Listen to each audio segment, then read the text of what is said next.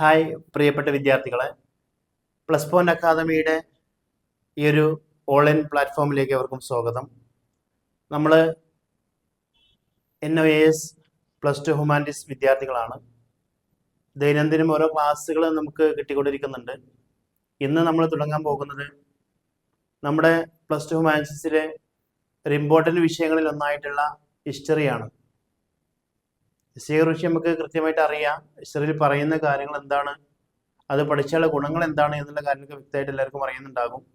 അതിലേക്കൊന്നും കിടക്കുന്നില്ല, കാരണം നമ്മൾ 8, 9, 10 ഹിസ്റ്ററി പഠിച്ച ആളുകളാണ്. അപ്പോൾ ഹിസ്റ്ററി എന്ന് പറയുമ്പോൾ അതിൻ്റെ മീനിങ് നമുക്കറിയാം, ചരിത്രം എന്നുള്ളതാണ്. അപ്പോൾ ഈ ഒരു ഹിസ്റ്ററിയിൽ നമ്മൾ പഠിക്കുന്നത് നമ്മുടെ ഇന്ത്യൻ ഹിസ്റ്ററിയാണ് പ്രധാനമായിട്ട് പഠിക്കുന്നത്. അതുകൊണ്ട് തന്നെ അധികം നീട്ടിവലിച്ച് പറയാതെ നമുക്ക് ക്ലാസ്സിലേക്ക് കടക്കാം. നമ്മൾ ഹ്യൂമാനിറ്റീസ് +2 ഹ്യൂമാനിറ്റീസിൻ്റെ ന്യൂസിൻ്റെ ക്ലാസ്സിൽ നമുക്ക് ഹിസ്റ്ററിയിൽ 31 ചാപ്റ്ററാണ് എടുക്കാനുള്ളത്.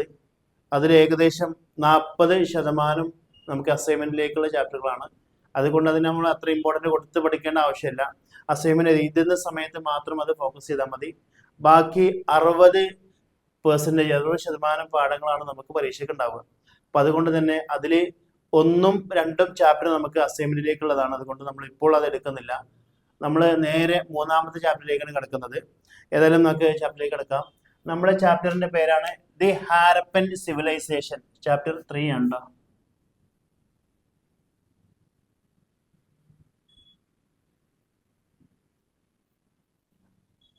നമ്മുടെ ചാപ്റ്ററിന്റെ പേരാണ് ദി ഹാരപ്പൻ സിവിലൈസേഷൻ. എന്താണ് ഹാരപ്പൻ സിവിലൈസേഷൻ? നമ്മൾ ഒരുപാട് പഠിച്ചതാണ്, 10ാം ക്ലാസ്സിലൊക്കെ നമ്മൾ ഒരുപാട് എഴുതിയതാണ്, പാസ്സായതാണ്. ഈ ഹാരപ്പൻ സിവിലൈസേഷൻ എന്ന് പറയുമ്പോൾ, അതായത് ഹാരപ്പൻ നാഗരികത എന്താണ് ഇതിനോട് ഉദ്ദേശിക്കുന്നത്?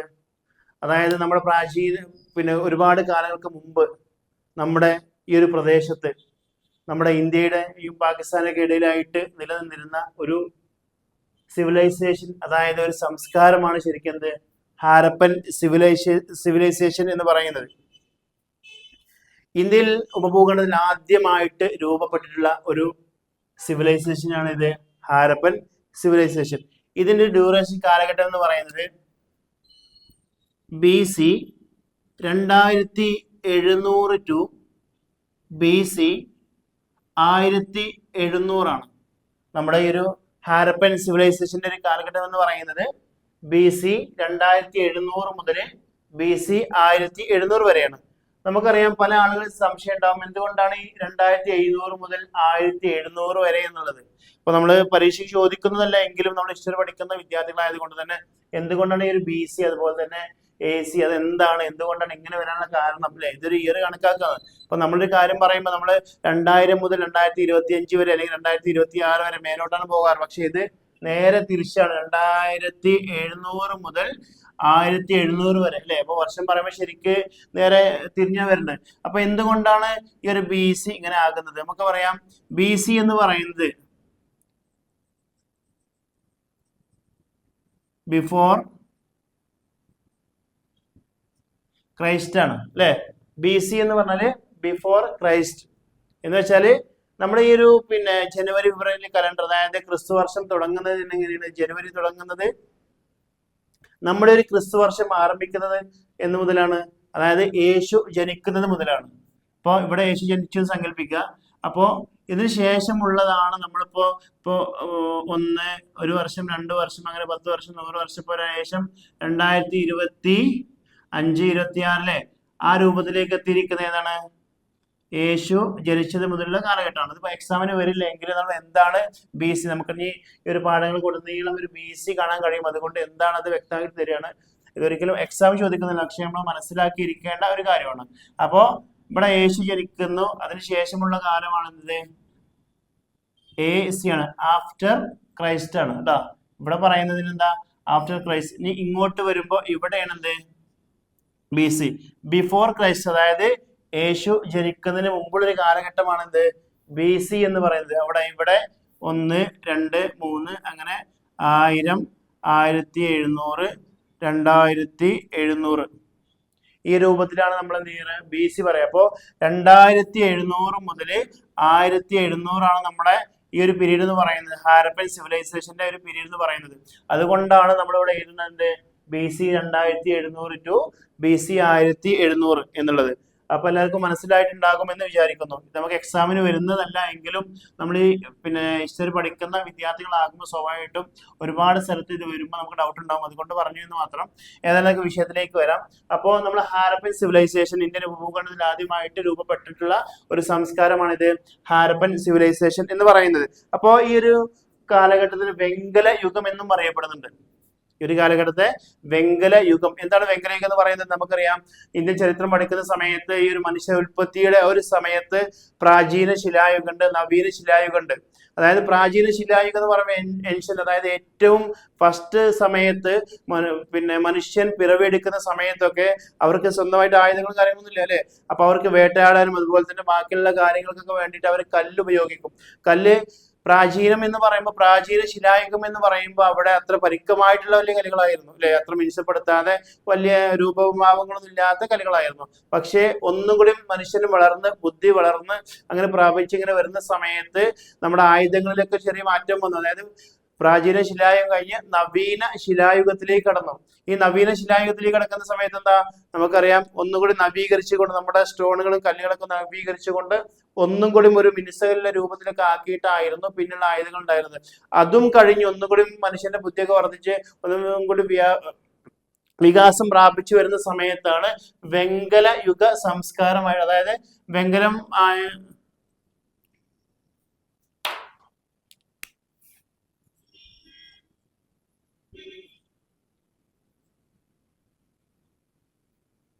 വെങ്കലയുഗം.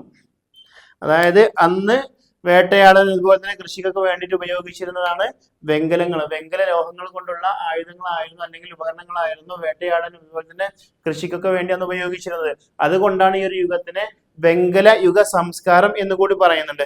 അതുപോലെ തന്നെ നമ്മുടെ ഈ ഒരു ഹാരപ്പൻ സിവിലൈസേഷൻ, അതായത് പണ്ട് ഇന്ത്യയിൽ ഇങ്ങനെ കുറച്ച് ആളുകൾ താമസിച്ചിരുന്നു, ഒരു സംസ്കാരം ഉണ്ടായിരുന്നു എന്ന് തെളിയിക്കാനുള്ളതിലേക്ക് ഒരു സ്റ്റെപ്പ് അല്ലെ, ആദ്യ പരിപാടിയിലേക്ക് എത്തണമല്ലോ. എന്ന് കഴിഞ്ഞാലേ നമുക്ക് എന്ത് ചെയ്യുള്ളൂ, അത് കഴിഞ്ഞ് വീണ്ടും അതിനെ കുറിച്ച് പഠിക്കാൻ കഴിയുള്ളൂ. അപ്പൊ ഇതിനെ കുറിച്ച് ആദ്യമായിട്ട് 1920 ഇതിന് തുടക്കം കുറിച്ചത് ആരാണ്? Sir John marshal.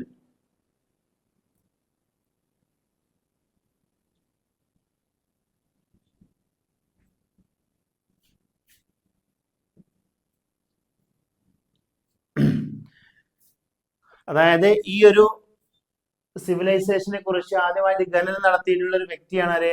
Sir John marshal. ഇദ്ദേഹമാണ് ഇതിന് ആദ്യമായിട്ട് തുടക്കം കുറിച്ചത്. ഹാരപ്പൻ സിവിലൈസേഷൻ എന്നൊരു സംസ്കാരം നമ്മുടെ ഇന്ത്യയിൽ ഉണ്ടായിരുന്നു. അപ്പൊ അതിനെക്കുറിച്ച് പഠിക്കണം, അതിനെക്കുറിച്ച് വ്യക്തമായിട്ട് പഠിക്കുന്ന, അതിന് തുടക്കം കുറിച്ചത് 1920 സർ ജോൺസ് മാർഷൽ എന്ന വ്യക്തിയാണ് ഇതിന് ആദ്യമായിട്ട് തുടക്കം കുറിക്കുന്നത്. അപ്പോ ഈ ഒരു ഹാരപ്പൻ സംസ്കാരം പ്രധാനമായിട്ട് ഇന്ത്യയുടെ പ്രദേശങ്ങളിലും അതുപോലെ തന്നെ നമ്മുടെ പാകിസ്ഥാനിലുമായിരുന്നു പ്രധാനമായിട്ട് വ്യാപിച്ചു കിടന്നത്. ഏതൊക്കെ? ഇന്ത്യയിലും അതുപോലെ തന്നെ പാകിസ്ഥാനിലുമായിരുന്നു ഈ ഒരു സംസ്കാരം നിലനിന്നിരുന്നത്. ഓക്കെ, ഇനി ഈ ഒരു ഹാരപ്പൻ സിവിലൈസേഷന്റെ മറ്റൊരു പേരുണ്ട്. എന്താണ്? സിന്ധു നദീതട സംസ്കാരം.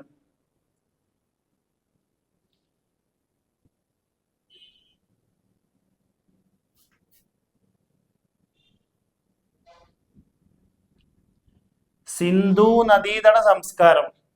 ഈ പേര് കേൾക്കുമ്പോൾ തന്നെ നമുക്കറിയാം ഇത് രണ്ടും എന്താണ്? ഹാരപ്പൻ സിവിലൈസേഷൻ എന്ന് പറയുന്നതും സിന്ധു നദീതട സംസ്കാരം എന്ന് പറയുന്നതും ഏകദേശം ഒന്നാണ് അല്ലെ.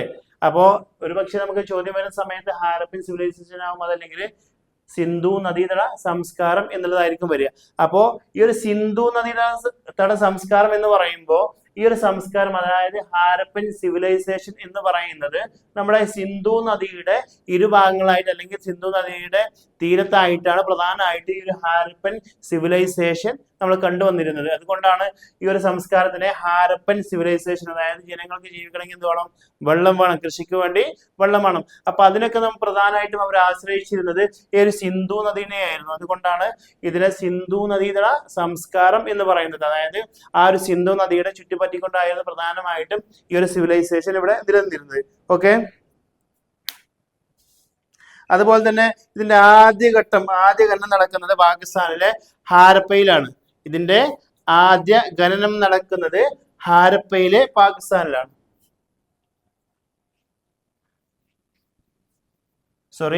പാകിസ്ഥാനിലെ ഹാരപ്പയിലാണോ ആദ്യമായിട്ട് ഖനനം നടക്കുന്നത്.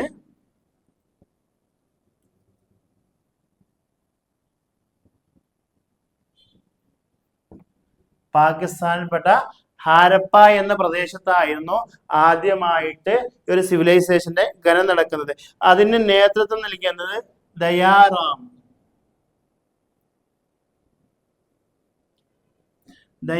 എന്ന് പറയുന്ന വ്യക്തിയായിരുന്നു അതിന് ആദ്യമായിട്ട് നേതൃത്വം നൽകിയത്. അതുപോലെ തന്നെ നമ്മളെ ഈ പ്രധാനമായിട്ട് രണ്ട് സിവിലൈസേഷനില് പ്രധാനമായിട്ട് ഹാരപ്പ ഉണ്ട്, അതുപോലെ തന്നെ മോഹൻജദാരോ ഉണ്ട്. നമ്മൾ കേൾക്കുന്ന നമുക്കറിയാം, പ്രധാനമായിട്ടും കേൾക്കാറുള്ളത് ഒന്ന് ഹാരപ്പൻ സിവിലൈസേഷൻ, അതുപോലെ തന്നെ മോഹൻജദാരോ. അതായത് ഈ ഹാരപ്പ എന്ന് പറയുന്ന ഒരു സിവിലൈസേഷൻ തുടങ്ങിയപ്പോൾ ഏകദേശം 1000-ഓളം പ്രദേശങ്ങൾ അതിലുണ്ടായിരുന്നു. 1000-ഓളം പ്രദേശങ്ങളിൽ ഇവർ ജീവിച്ചിരുന്ന അവിടെ പിന്നെ വീടുകളുടെയും അതുപോലെ തന്നെ ബാക്കിയുള്ള ആവശ്യങ്ങളൊക്കെ കണ്ടെത്തിയിട്ടുണ്ട്. അങ്ങനെ 1000-ഓളം പ്രദേശങ്ങൾ ഉണ്ടായിരുന്നു. അത് പ്രധാനപ്പെട്ട ഒന്നായിരുന്നത് ഹാരപ്പ. അങ്ങനെ അതിൽ ഏറ്റവും പ്രധാനപ്പെട്ട 4 പ്രദേശങ്ങളുണ്ട്. ഒന്ന് ഹാരപ്പ, 2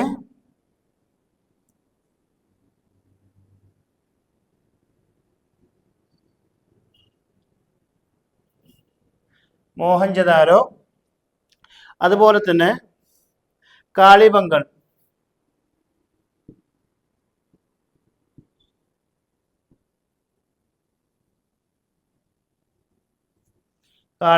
പിന്നെ അതുപോലെ തന്നെ ലോഥൽ.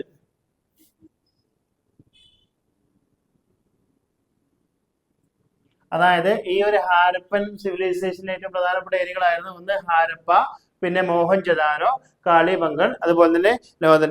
ഈ ഹാരപ്പ എന്ന് പറയുന്ന സ്ഥിതി ചെയ്തിരുന്നത് പഞ്ചാബിലായിരുന്നു. ഹാരപ്പ പഞ്ചാബിലായിരുന്നു.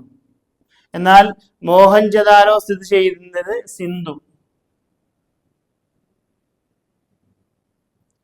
മോഹൻജദാരോ സിന്ധുവിലും, അതുപോലെ തന്നെ രാജസ്ഥാനിലും. കാളിബംഗൺ രാജസ്ഥാൻ, അതുപോലെ തന്നെ ലോഥൽ സ്ഥിതി ചെയ്തിരുന്നത് ഗുജറാത്തിലായിരുന്നു.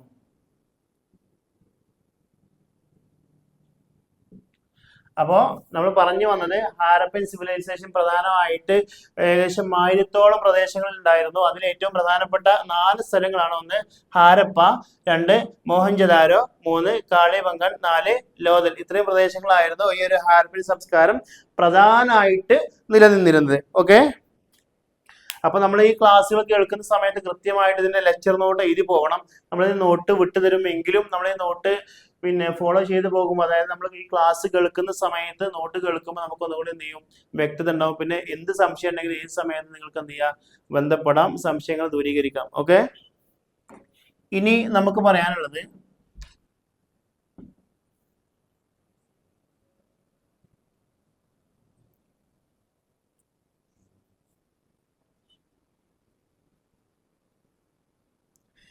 ഈ ഒരു ഹാരപ്പൻ സിവിലൈസേഷൻ പ്രധാനമായിട്ട് 3 ഘട്ടങ്ങളുണ്ട്.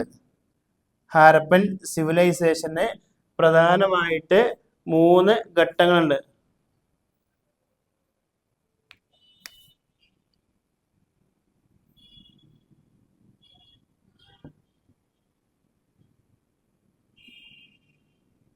പ്രധാനമായിട്ട് ഹാരപ്പൻ സിവിലൈസേഷന് പ്രധാനമായിട്ടും 3 ഘട്ടങ്ങളുണ്ട്.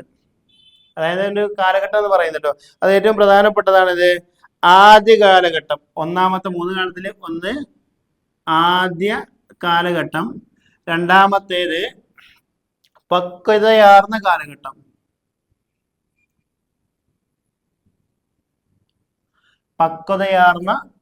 ഒന്ന് ആദ്യ കാലഘട്ടം, 2 പക്വതയാർന്ന കാലഘട്ടം, 3 ഈ ഒരു ആദ്യ കാലഘട്ടം നിലനിൽക്കുന്നത് BC 3500 മുതൽ BC 2600 വരെയാണ്. 3500 ടു BC 2600 വരെയാണ് ഈ ഒരു ആദ്യ കാലഘട്ടം നിലനിൽക്കുന്നത്. അതുപോലെ തന്നെ പക്വതയാർന്ന കാലഘട്ടം നിലനിൽക്കുന്നത് 2600 ടു 1800 ആണ്. BC 2600 to BC 1800. അപ്പോ അതിനുശേഷമുള്ളത് ഒന്നാമത്തെ ഘട്ടം പറഞ്ഞു, രണ്ടാം ഘട്ടം പറഞ്ഞു. മൂന്നാം ഘട്ടം എന്ന് പറയുന്നത് ഇവക്ക് ഈ രണ്ട് ഘട്ടങ്ങൾക്കും ശേഷമുള്ള കാലത്തിന് എന്ന് പറയുന്നത് മൂന്നാം ഘട്ടം എന്ന് പറയുന്നത്. അപ്പോ അതായത് 3 phases, അതായത് നമ്മൾ ഈ ഫേസസ് പറഞ്ഞാൽ ഘട്ടങ്ങളാണ്. അപ്പൊ നമ്മൾ ഈ ഒരു ഇംഗ്ലീഷ് വേർഡുകളൊക്കെ എല്ലാത്തിനും പഠിച്ചു വെക്കണം. കാരണം നമുക്ക് ജസ്റ്റ് ഒരു മലയാളത്തിൽ എഴുതാമെങ്കിലും നമുക്ക് ക്വസ്റ്റ്യൻ വരെ ഇംഗ്ലീഷിലായിരിക്കും. അപ്പോൾ നമ്മൾ കാര്യങ്ങൾ പഠിച്ചു പോയിട്ട് കാര്യമില്ല. ആ പഠിച്ച ചോദ്യം ഇതാണ് എന്ന് മനസ്സിലാവണമെങ്കിൽ എന്ത് ചെയ്യണം? നമ്മൾ അതിന്റെ ഇംഗ്ലീഷ് വേർഡുകളൊക്കെ പഠിച്ചു വരണം. അപ്പൊ 3 phases എന്ന് പറയുമ്പോൾ അതായത് 3 ഘട്ടങ്ങൾ, ഹാരപ്പൻ സംസ്കാരത്തിന്റെ 3 ഘട്ടങ്ങൾ. ഒന്ന് ആദ്യ ഘട്ടം BC 3500 ടു 2600. 2 പക്വതയാർന്ന ഘട്ടം BC 2600 ടു BC 1800. അതിനുശേഷമുള്ള കാലഘട്ടമാണിത്. അവർക്ക് ശേഷമുള്ള കാലഘട്ടമാണ് അവസാന ഘട്ടം എന്നറിയപ്പെടുന്നത്.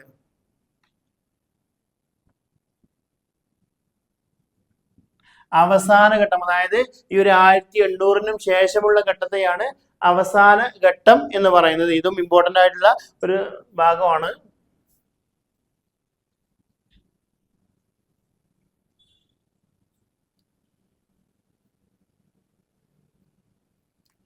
ഇനി നമ്മളൊക്കെ പരീക്ഷയ്ക്ക് ഈ ഒരു ഹാരപ്പൻ സംസ്കാരം എന്തായാലും പരീക്ഷയ്ക്ക് നല്ലൊരു മാർക്കിന് സാധാരണ വരുന്നതാണ്. നമുക്ക് 10ാം ക്ലാസ്സിലാണെങ്കിലും പ്ലസ് ടുവിനാണെങ്കിലും, അതായത് ഈ ഹാരപ്പൻ സംസ്കാരം എന്നുള്ള പാഠം പിന്നെ ഒരു ചാപ്റ്റർ നമുക്ക് പഠിക്കാനുണ്ടെങ്കിൽ സ്വാഭാവികമായിട്ടും അത് ഒരു നല്ല മാർക്കിന് തന്നെ സാധാരണ ചോദിക്കാറുണ്ട്. അപ്പോൾ അതിന്റെ പ്രാധാന്യം കൊടുത്തുകൊണ്ട് തന്നെ എന്ത് ചെയ്യണം?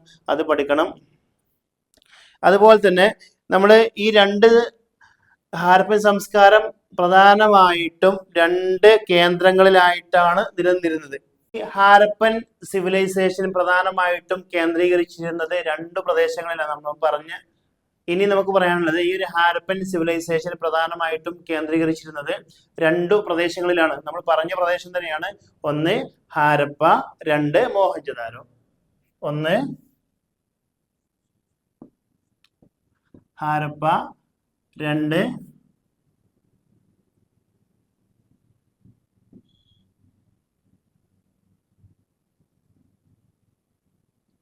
അപ്പോൾ ഈ 2 പ്രദേശങ്ങളാണ് പ്രധാനമായിട്ടും ഹാരപ്പൻ സിവിലൈസേഷൻ കേന്ദ്രീകരിച്ചിരുന്നത്.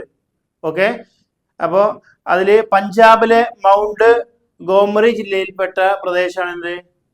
പഞ്ചാബിലെ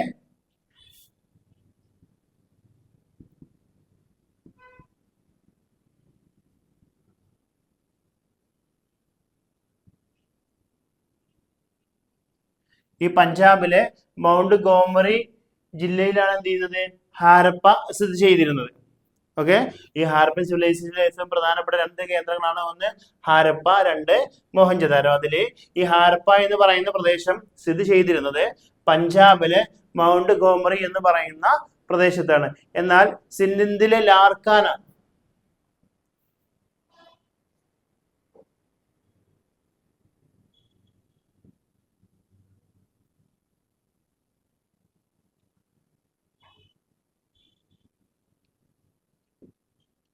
സിന്ധിലെ ലാർക്കാന എന്ന പ്രദേശത്താണ് ഇത് ഉണ്ടായിരുന്നത്? മോഹൻജദാരോ സ്ഥിതി ചെയ്തിരുന്നത്. ഓക്കെ, ഇവ രണ്ടിനും തമ്മിലുള്ള അകലം, അതായത് ഈ ഒരു ഹാരപ്പയും അതുപോലെ തന്നെ മോഹൻജദാരോയും തമ്മിലുള്ള അകലം എന്ന് പറയുന്നത് 650 കിലോമീറ്റർ ആയിരുന്നു. ഹാരപ്പയും അതുപോലെ തന്നെ മോഹൻജദാരോ, അതായത് ഹാരപ്പയിൽ നിന്ന് മോഹൻജദാരോയിലേക്ക് ദൂരം, അല്ലെങ്കിൽ മോഹൻജദാരോയിൽ നിന്ന് ഹാരപ്പയിലേക്കുള്ള ദൂരം എന്ന് പറയുന്നത് 650 കിലോമീറ്റർ ആയിരുന്നു. ഇപ്പൊ പ്രധാനമായിട്ടും ഈ ഹാരപ്പയും അതുപോലെ തന്നെ മോഹൻജദാരോവും പ്രധാനമായിട്ടുള്ള നിലനിന്ന ഭാഗങ്ങൾ എന്ന് പറയുന്നത് രാജസ്ഥാന്, പഞ്ചാബ്, ഹരിയാന, ഗുജറാത്ത്. രാജസ്ഥാൻ,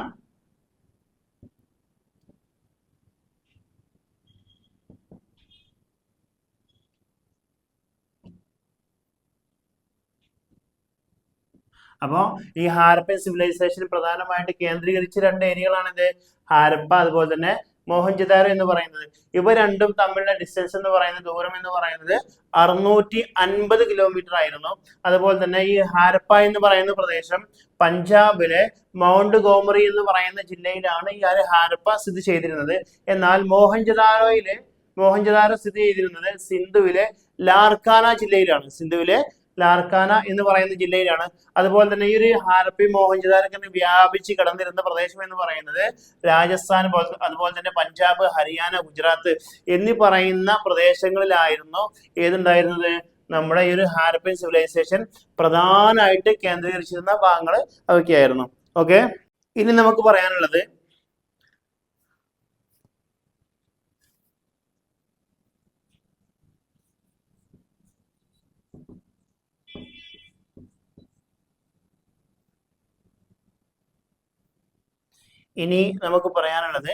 ഈ രാജസ്ഥാനിലെ കാലിബംഗർ എന്ന പ്രദേശത്താണ് ഹാരപ്പൻ നാഗരികത കൂടുതലായിട്ട് കണ്ടിരുന്നത്. ഇവിടെ ഈ ഹാരപ്പൻ സിവിലൈസേഷൻ കൂടുതലായിട്ട് കണ്ടുവന്നിരുന്നത് രാജസ്ഥാനിലെ കാലിബംഗർ എന്ന പ്രദേശത്താണ്.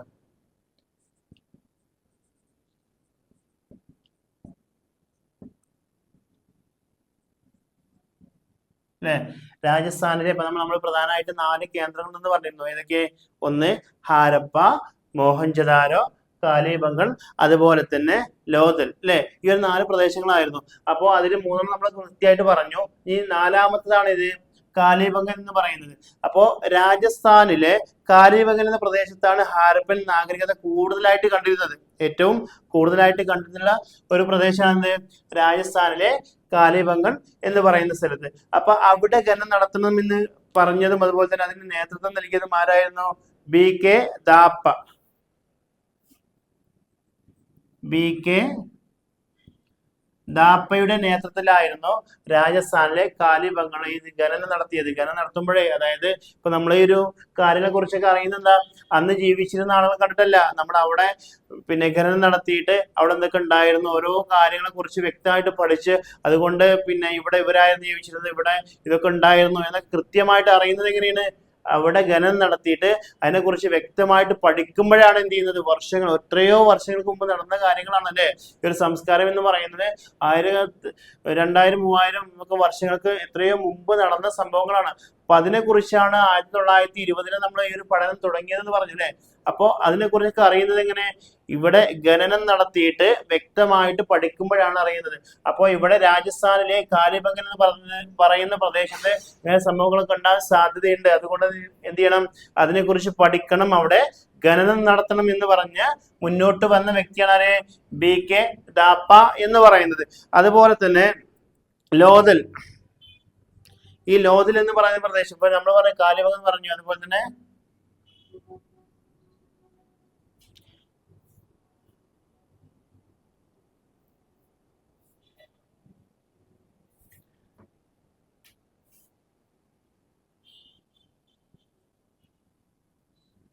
ഈ ലോഥല് ഇതിനെ കുറിച്ച് പഠിക്കണം എന്ന് പറഞ്ഞ് മുന്നോട്ട് വന്ന വ്യക്തിയായിരുന്നു RS റാവു. RS റാവു. അപ്പോൾ ഇതൊക്കെ സാധാരണ വൺ വേർഡ് വരുന്ന ചോദ്യങ്ങളാണ്. അതുകൊണ്ട് തന്നെ ഇതൊക്കെ നിസ്സാരമായിട്ട് കാണരുത്, ഇതിനെ കുറിച്ചൊക്കെ വ്യക്തമായിട്ട് പഠിക്കണം. ഓക്കെ, അപ്പോ നമ്മൾ പറഞ്ഞ ഹാരപ്പൻ സിവിലൈസേഷന്റെ പ്രധാനപ്പെട്ട 4 കേന്ദ്രങ്ങളാണ്. 1 ഹാരപ്പ, 2 മോഹൻജദാരോ, 3 കാലിബംഗൻ, 4 ലോഥൽ. അല്ലെ, ഇത്രയും പ്രദേശങ്ങളാണ് ഏറ്റവും പ്രധാനപ്പെട്ടത്. 1000-ഓളം പ്രദേശങ്ങൾ കണ്ടെത്തിയിട്ടുണ്ട്. അതിൽ ഏറ്റവും പ്രധാനപ്പെട്ടതാണ് ഈ ഒരു 4 എന്ന് പറയുന്നത്. ഇനി പറയാൻ പോകുന്ന ഭാഗം നമ്മൾ സാധാരണ പരീക്ഷയ്ക്ക് എന്തായാലും 4 or 5 മാർക്കിനൊക്കെ വരുന്ന ഈ ഒരു പാഠത്തിൽ ഏറ്റവും കൂടുതൽ വരാൻ സാധ്യതയുള്ള, പരീക്ഷയ്ക്ക് വരാൻ സാധാരണ വരുന്ന ഒരു ഭാഗമാണ് നമ്മൾ പറയുന്നത് സാലന്റ് ഫീച്ചേഴ്സ് ഓഫ് ഹാരപ്പൻ സിവിലൈസേഷൻ എന്ന് പറയുന്ന ഒരു ഭാഗം. ഇമ്പോർട്ടന്റ് ഫീച്ചേഴ്സ് ടാ.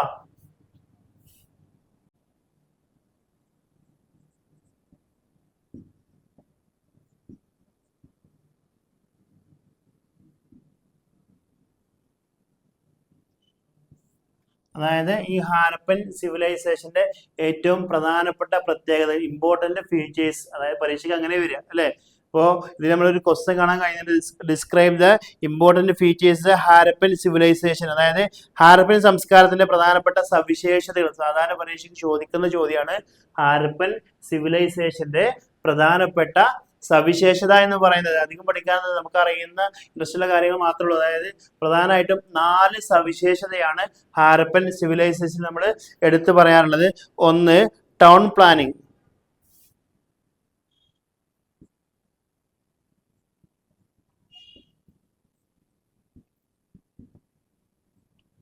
ഒന്നാമത്തേതാണ് ഇത് ടൗൺ പ്ലാനിങ്. വെറും 4 പഠിക്കാനുള്ളൂ. അതില് ഒന്നാമത്തേതാണ് ടൗൺ പ്ലാനിങ്, അതായത് നഗരാസൂത്രണം. നമ്മൾ മലയാളത്തിൽ പറയുമ്പോൾ നഗരാസൂത്രണം, അതായത് നഗരങ്ങളെ എങ്ങനെയായിരുന്നു അവര് ആസൂത്രണം ചെയ്തിരുന്നത് എന്നാണ് ഇതിൽ പ്രധാനമായിട്ട് പറയുന്നത്. അപ്പൊ അവര് നഗരങ്ങളെ പ്രധാനമായിട്ട് 2 ഭാഗങ്ങളാക്കി തിരിച്ചിരുന്നു. ഒന്ന് കോട്ട, 2 കീഴ്പട്ടണം. ഇവര്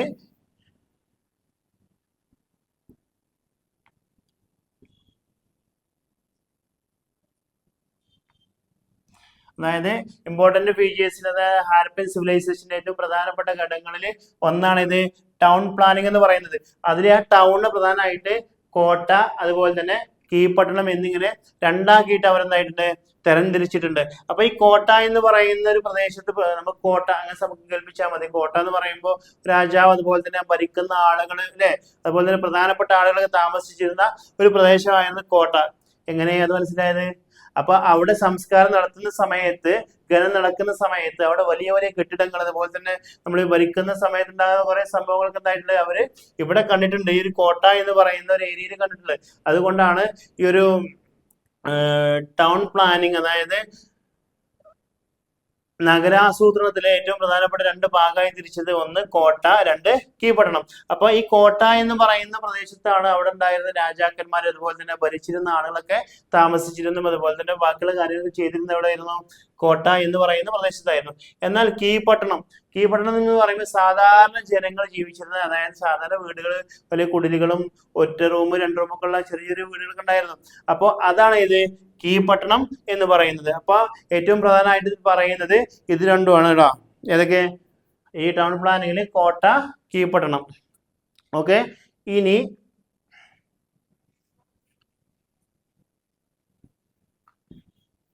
രണ്ടാമത്തെ ഫീച്ചറാണ് ഹൗസ്.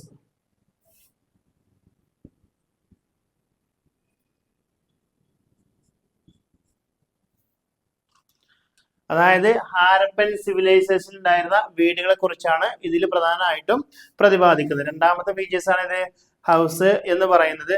ആസൂത്രിത തെരുവുകളുടെ ഇരുവശങ്ങളായിട്ടായിരുന്നു വീടുകൾ ഉണ്ടായിരുന്നത്. അതായത് ഭയങ്കര ആസൂത്രിതമായിട്ടുള്ള തെരുവുകളൊക്കെ ഉണ്ടായിട്ടുണ്ട്, അവരുണ്ടാക്കിയിട്ടുണ്ട്. തെരുവ് എന്ന റോഡ് അല്ലെ.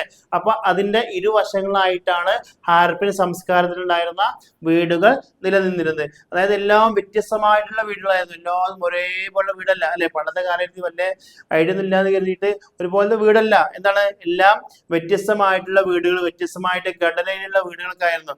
അതിൽ തന്നെ ഒറ്റമുറിയുള്ള വീടുകൾ ഉണ്ടായിരുന്നു, അതുപോലെ തന്നെ ഒന്നിൽ കൂടുതലുള്ള മുറികൾ ഉണ്ടായിരുന്നു, അതുപോലെ തന്നെ വലിയ വലിയ 1ഉം 2ഉം 3ഉം 10ഉം റൂമുകളൊക്കെ ഉള്ള ഒരുപാട് വലിയ വീടുകളും എന്തുണ്ടായിരുന്നു? ഹാരപ്പൻ സിവിലൈസേഷനിൽ നമുക്ക് കാണാൻ കഴിയും. അതുപോലെ തന്നെ അന്ന് ഖനനം ചെയ്യുന്ന സമയത്ത് ഈ കോഴിയുടെ, അതായത് വീടിന്റെ മുകളിലേക്ക് കയറുന്ന കോഴി ഉണ്ടാവുമല്ലോ, അപ്പൊ അതിന്റെ അവസ്ഥകളൊക്കെ അന്ന് കണ്ടെത്തിയിട്ടുണ്ട്. അതുകൊണ്ട് തന്നെ അന്ന് ആ വീടുകൾക്ക് മുകൾ വശം കൂടി ഉണ്ടായിരുന്നു എന്ന് തന്നെയുണ്ട് ചരിത്രകാരന്മാർ എടുത്തു പറയുന്നുണ്ട്. അതുപോലെ തന്നെ അത്രയും കാലങ്ങൾക്ക് മുമ്പാണെങ്കിലും അതിൽ ഏറ്റവും പ്രധാനപ്പെട്ടതാണ് കിണറ്, നടുമുറ്റം, ശൗചാലയം. അതായത് കിണർ, ഓരോ വീടുകൾക്കും എന്തായിരുന്നു? ഓരോ സ്വന്തമായിട്ട് കിണറുകൾ ഉണ്ടായിരുന്നു. അതുപോലെ തന്നെ നടുമുറ്റങ്ങൾ അല്ലെ. ഇപ്പൊ നമ്മുടെ വീടൊക്കെയാണ്, ഇപ്പൊ സാധാരണ നമ്മുടെ ഇപ്പൊ ഈ ഒരു കാലത്തുള്ള വീടൊക്കെ എന്തായിരുന്നു?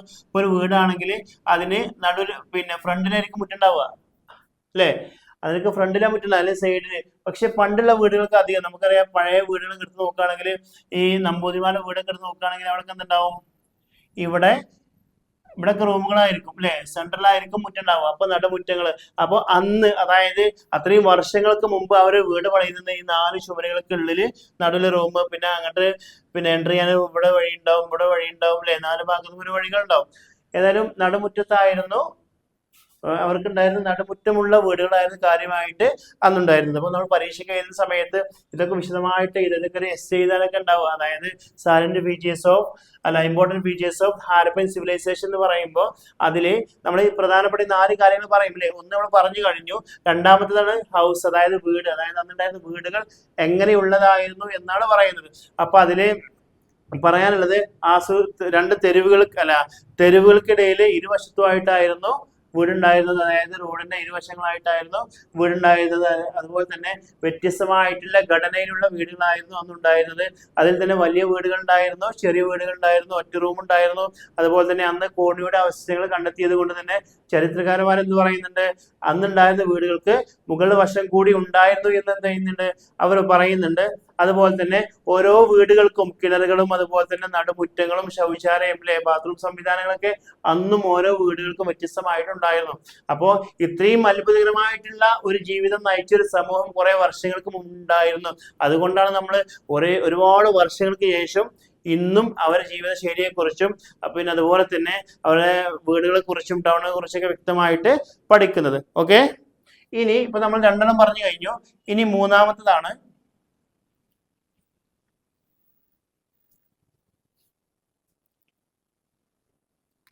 Drainage system.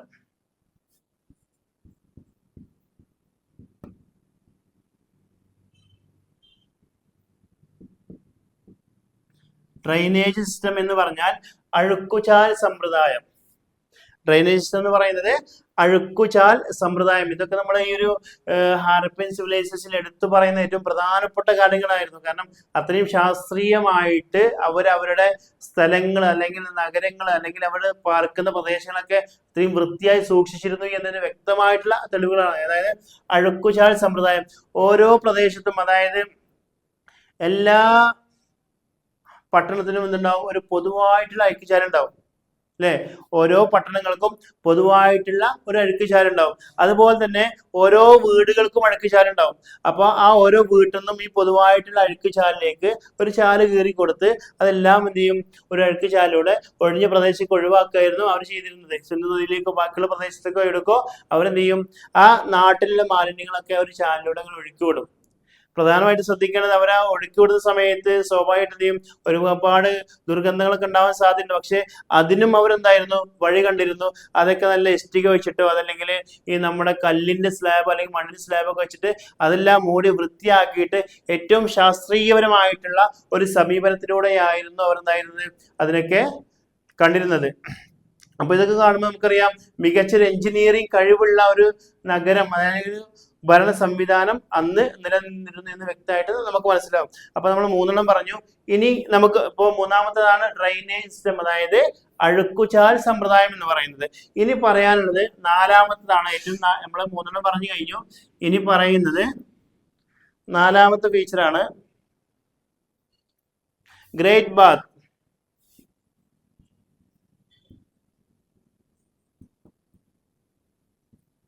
ഇതൊക്കെ നമ്മൾ 10ാം ക്ലാസ്സിൽ പഠിച്ചതായിരിക്കും. ഇതൊക്കെ നമുക്ക് ഓർമ്മ ഉണ്ടാവും. നമ്മൾക്ക് എന്ത് ഓർമ്മ ഇല്ലെങ്കിലും ഇങ്ങനത്തെ കുറച്ച് കാര്യങ്ങളൊക്കെ, അതായത് പണ്ടുള്ള കാര്യങ്ങളെ കുറിച്ചൊക്കെ പറഞ്ഞൊരു ഓർമ്മ നിങ്ങൾക്ക് ഉണ്ടാവാൻ സാധ്യതയുണ്ട്.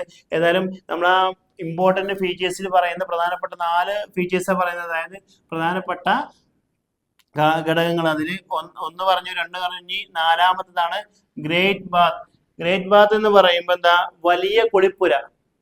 വലിയ കുളിപ്പുര, അതായത് വലിയ വലിയ കുളിപ്പുരകള് അന്നും നിലനിന്നിരുന്നു. അതായത് ഒരു കുളമാണെങ്കിൽ ആ ഒരു പിന്നെ കുളിപ്പുരയിൽ എന്ത് ചെയ്യും, സ്വാഭാവികമായിട്ടും ഒരു കുളം ഉണ്ടാകും. ആ കുളത്തിൽ വെള്ളം ചോരാതിരിക്കാൻ എന്ത് ചെയ്യും, ഒരു ചുണ്ണാമ്പൊക്കെ അടിയൊക്കെ വൃത്തിയാക്കി സൂക്ഷിച്ചിരുന്നു. അതുപോലെ തന്നെ ഇതിന്റെ പ്രധാനപ്പെട്ട മറ്റൊരു പ്രത്യേകതയായിരുന്നു, ഒരുപാട് കാലം കഴിയുമ്പോൾ വെള്ളമൊക്കെ അഴുക്കാവും അല്ലെ. ആ വെള്ളം അഴുക്കാകുന്ന സമയത്ത് ആ വെള്ളം ഒഴുക്കി വിടാൻ വേണ്ടിയിട്ടുള്ള സംവിധാനവും, അതായത് ഈ അഴുക്ക് വെള്ളങ്ങൾക്ക് ഒഴുക്കി വിടാനുള്ള സംവിധാനവും അവരന്ന് കണ്ടിരുന്നു അല്ലെ. അപ്പോ വലിയ കുളിപ്പുരയിൽ ഏറ്റവും പ്രധാനപ്പെട്ടതാണ് ഒരു കുളം ഉണ്ടെങ്കിൽ അതില് പിന്നെ അടിയിൽ വെള്ളം ചോർന്നു പോകാതിരിക്കാൻ വേണ്ടി ചുണ്ണാമ്പ് പോലുള്ള കാര്യങ്ങളൊക്കെ വെച്ചിട്ട് അതൊക്കെ നല്ല വൃത്തിയാക്കി പിരിശാക്കി വെള്ളം അടിയിൽ താഴ്ന്നു പോകാതിരിക്കാനുള്ള സംവിധാനം അവർ കണ്ടിരുന്നു. അതുപോലെ തന്നെ അഴുക്ക് വെള്ളങ്ങള് ഒഴുക്കി വിടാനുള്ള സംവിധാനങ്ങളും അവർ കണ്ടിരുന്നു.